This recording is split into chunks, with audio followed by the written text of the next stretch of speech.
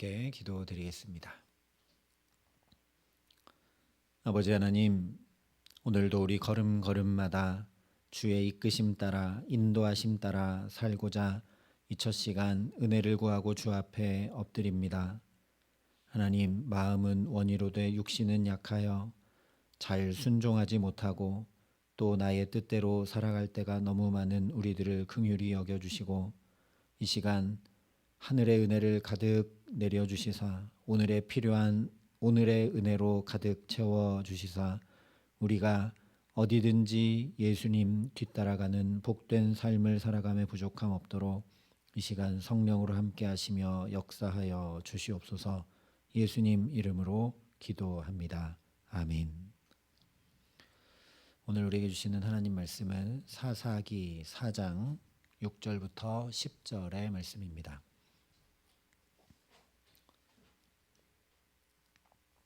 사사기 4장 6절부터 10절까지 말씀을 제가 봉독해 드리겠습니다. 하나님의 말씀입니다.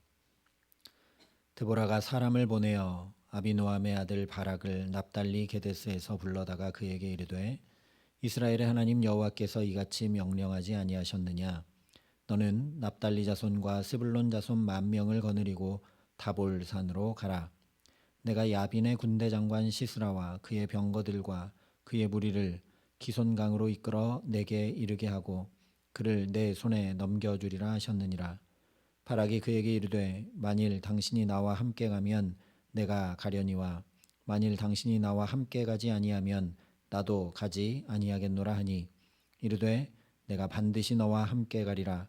그러나 내가 이번에 가는 길에서는 영광을 얻지 못하리니 이는 여호와께서 시스라를 여인의 손에 파실 것임이니라 하고 드보라가 일어나 바락과 함께 게데스로 가니라. 바락이 스불론과 납달리를 게데스로 부르니 10,000명이 그를 따라 올라가고 드보라도 그와 함께 올라가니라. 아멘. 모든 것을 다 갖춰주고 그냥 그래서 가기만 하면 승리함을 분명히 확인시켜 주셨는데도 바락이 믿음으로 나가지 못하는 이유 4가지를 함께 살펴봤습니다.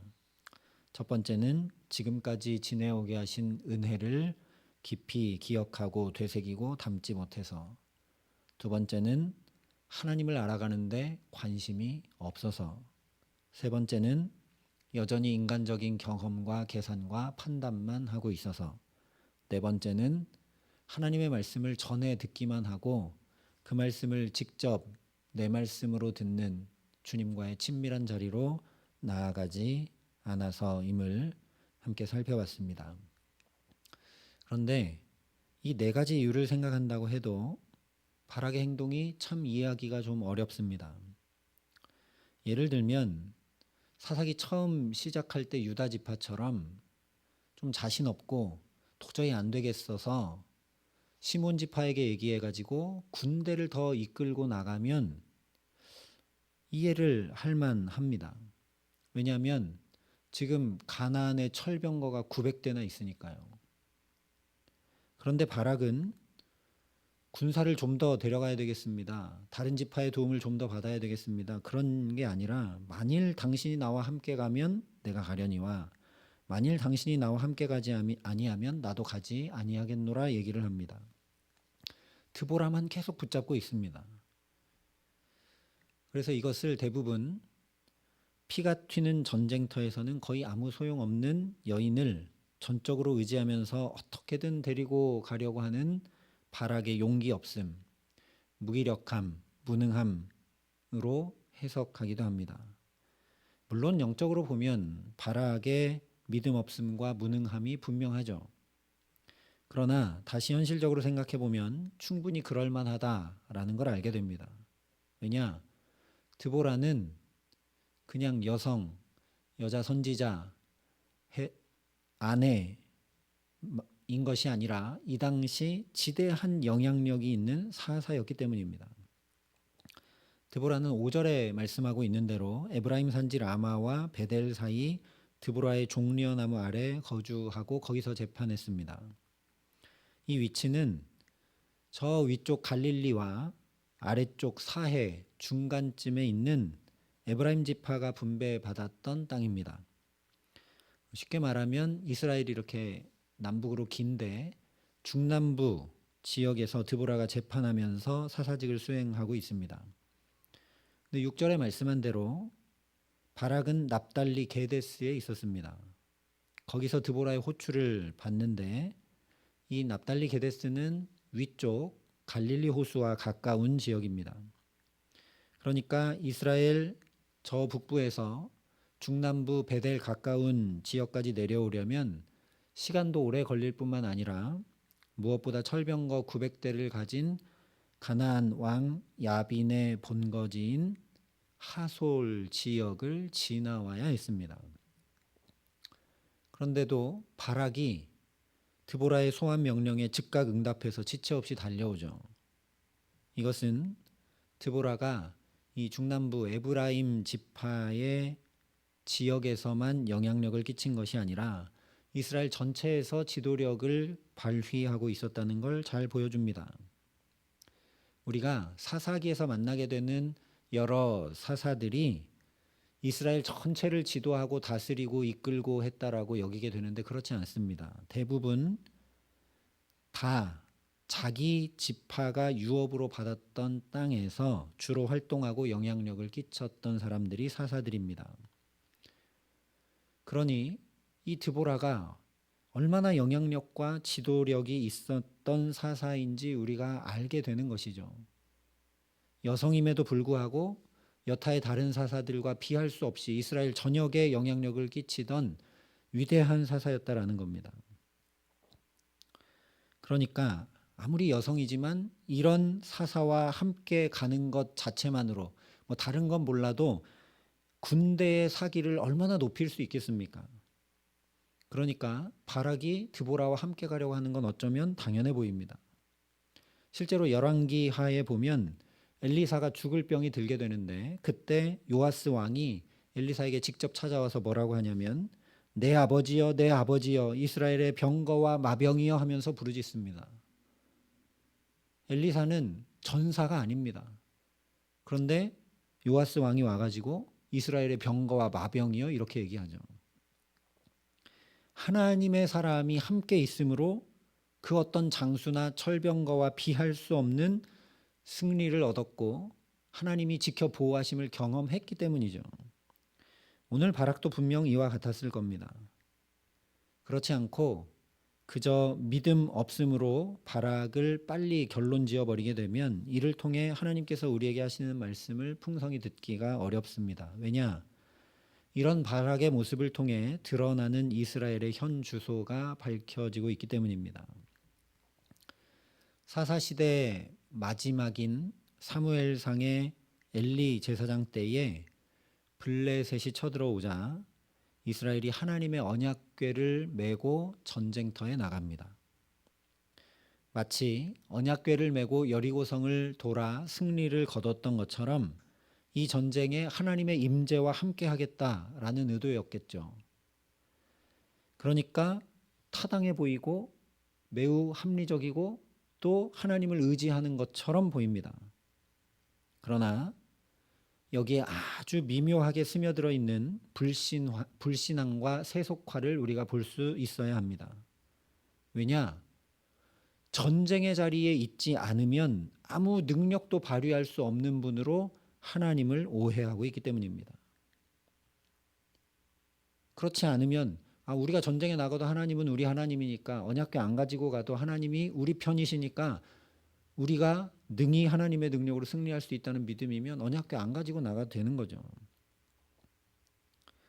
이런 사고는 이방 신들을 섬기는 가나안에서 보고 배운 겁니다. 우상들은 모두 다 자기 지역의 신들입니다. 그래서 그 지역을 벗어나면 힘을 발휘할 수 없는 시공간에 제약된 신들로 여겼고 그래서 민족이나 나라 사이의 이런 전쟁은 곧 신들의 전쟁으로 여겨졌습니다. 이런 사고방식을 그대로 가지고 와서 언약궤를 들고 자기들이 전쟁하는 그 자리에 가지고 나가서 전쟁하는 거죠. 전쟁의 자리에 같이 있어야 힘을 발휘해서 적군과 적의 신을 물리칠 수 있다 여겨서 이 언약궤를 들고 나간 겁니다. 한마디로 간단히 얘기하면 시공간을 초월하시고 전지전능하신 하나님, 말씀만 하셔도 그대로 이루시는 하나님, 알지도 못하고 믿지도 못했다라는 거죠. 오늘 바락이 드보라와 함께 가려는 이유도 이와 같습니다. 가나안 우상 종교에는 신이 있었고 그 신의 뜻을 전달하는 제사장 및 신탕녀들이 있었습니다. 이방 종교에는 신이 임재하고 말하고 역사하고 무엇보다 인간과 함께하고 동행한다는 개념 자체가 없습니다. 이 모든 것을 제사장 또는 신탕녀들이 대행하면서 그 권위를 가졌습니다. 얼마나 이들이 높은 권위를 가졌는가를 우리가 창세기에서 보게 되는데, 애굽 왕 바로가 하루아침에 요셉을 애굽 총리로 세우죠. 그런데 총리로 세워봤자 애굽에서 요셉이 무슨 힘을 발휘하겠습니까? 왜냐하면 애굽 사람들은 목축하는 히브리 사람들을 매우 경히 여겼고 못마땅하게 여겼고 경멸했으니까요. 그래서 이 애굽 왕 바로가 총리로 세우자마자 어떻게 하느냐, 온의 제사장 보디베라의 딸 아스낫을 요셉과 결혼시켜서 요셉이 제사장 집안의 사위가 되게 합니다. 고대 사회에서 왕과 비견할 만한 권력을 가졌던 이들이 바로 신전에서 일하는 제사장이나 신녀들이었기 때문에 애굽에서 총리직 감당하는데 아무 문제되지 않도록 막강한 권력을 요셉의 손에 쥐어줬던 거죠. 똑같은 이유입니다. 이런 이유로 바락이 드보라에게 계속 매달리는 겁니다. 바락의 이런 행동은 후에 사울 왕이 신접한 여인을 찾아가서 죽은 사무엘이라도 불러 올려가지고 거기서 확인받고자 했던 것과 비슷하다라는 거죠. 그리고 이것은 그야말로 참람한 이스라엘의 삶과 신앙의 현주소를 적나라하게 보여주는 것입니다. 이스라엘이 블레셋에게 20년 동안 그저 군사적 경제적 학대만 당한 게 아니라 그들의 문화, 종교, 우상제도에 빠져들고 거기 그냥 익숙해져 버린, 그것이 그냥 젖어 있는 사고방식, 삶의 방식을 이 바락의 모습을 통해 우리가 명백히 보게 된다라는 거죠. 이것을 바락 스스로 드러내고 있는 표현이 바로 8절 말씀이라는 겁니다. 드보라, 당신이 가면 나도 가고 아니면 안 가겠다. 거기 첫 마디가 뭐냐? 만일입니다. 만약에 라는 조건을 걸고 있죠. 그런데 만약에라는 조건을 거는 것 자체가 결코 믿음일 수 없다라는 겁니다. 조건이 맞으면 하고 아니면 하지 않는 것은 거래지 믿음이 결코 아닙니다. 조건을 걸고 타협하려고 하는 건 세속주의를 따르는 것이지 하나님의 말씀 따르는 것이 결코 아니죠. 그렇기 때문에 바락과 이스라엘에 대한 오늘 이 말씀이 현대를 살아가는 우리에게도 너무너무나 중요한 겁니다.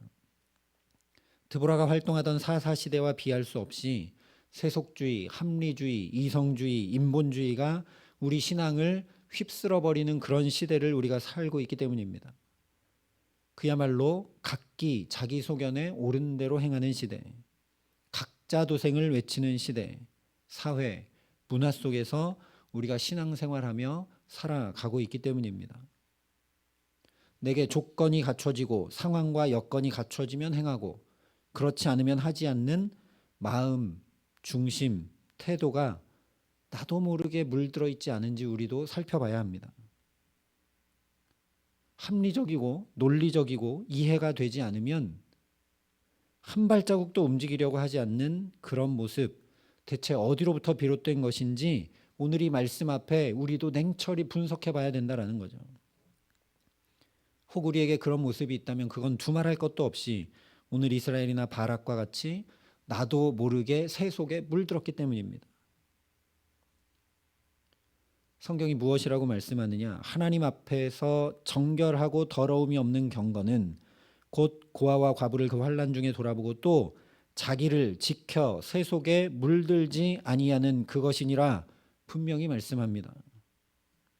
또한 너희는 이 세대를 본받지 말고 오직 마음을 새롭게 함으로 변화를 받아 하나님의 기뻐하시고 선하시고 온전하신 뜻이 무엇인지 분별하도록 하라. 명확히 선포했습니다. 이 말씀이 오늘 저와 여러분의 심령과 골수를 쪼개고 들려오게 하시기를 간절히 기도합니다. 어떻게 해야 세속에 물들지 않고 믿음을 지켜나갈 수 있을까? 어떻게 해야 이 노도처럼 밀려오는 이 합리주의, 이성주의, 인본주의의 물결을 거슬러서 이 세대 본받지 않고 하나님 앞에 믿음 지키고 살아갈 수 있을까? 처절하게 우리가 사실 묻고 구해야 합니다.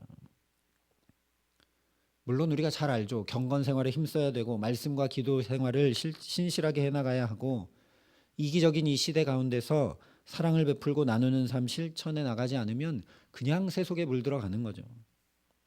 그러나 그 무엇보다 중요한 것을 놓치면 안 됩니다. 로마서에 이 세대를 본받지 말라, 세속에 물들지 않기 위해 이 세대를 본받지 말라 하는 그 말씀 바로 앞에 이렇게 먼저 말씀합니다.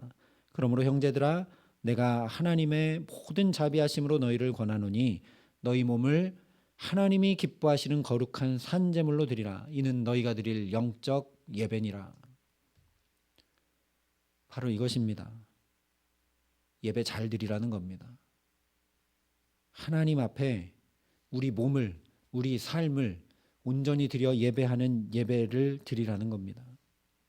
예배가 무너지면, 예배가 소홀해지면, 예배를 그 무엇과도 바꾸지 않겠다는 결단과 헌신이 없으면 나도 모르는 사이에 합리와 논리와 이성과 인본주의의 세속에 물들고 말게 된다는 거죠.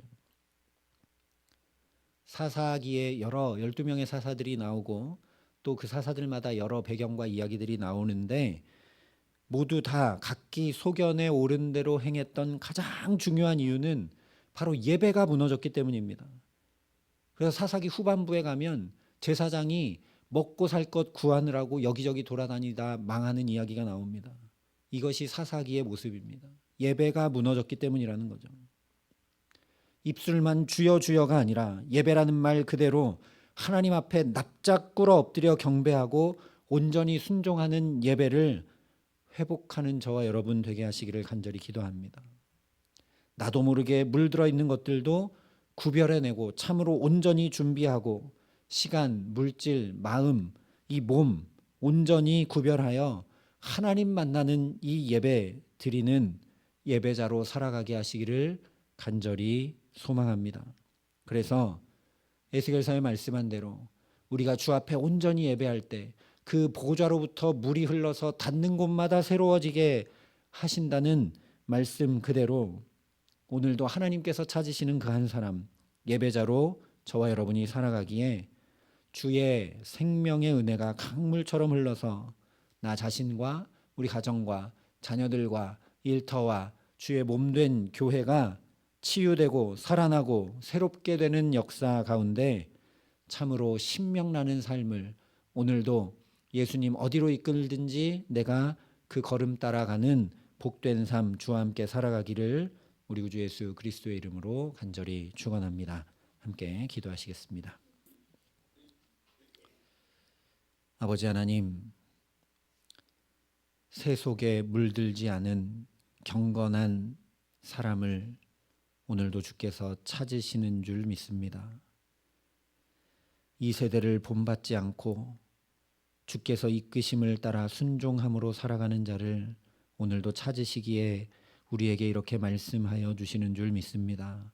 아버지, 그러니 우리가 참된 예배자, 참으로 전능하신 하나님, 사랑의 하나님 앞에 바짝 엎드려 무릎 꿇고 경배하는 예배자로 살아가는 데 부족함 없도록 성령으로 우리를 다스리시고 역사하여 주시옵소서.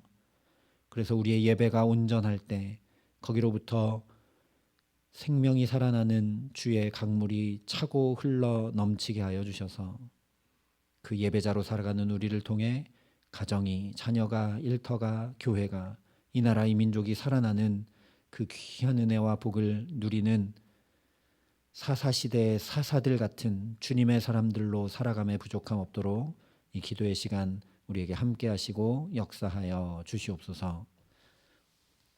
이제는 주 예수 그리스도의 은혜와 하나님의 사랑과 성령님의 교통하심이 여기 머리 숙여 참된 예배자로 주께 엎드려 부복하고 순종하며 살기를 소원하고 결단하는 여기 모인 모든 주의 성도들과 사랑의 빛교회 모든 교우들과 이 나라의 민족과 이 귀한 복음을 오늘도 세계 만방에 전하시는 선교사님들 가운데 이제로부터 영원토록 함께 하시기를 간절히 축원하옵나이다. 아멘.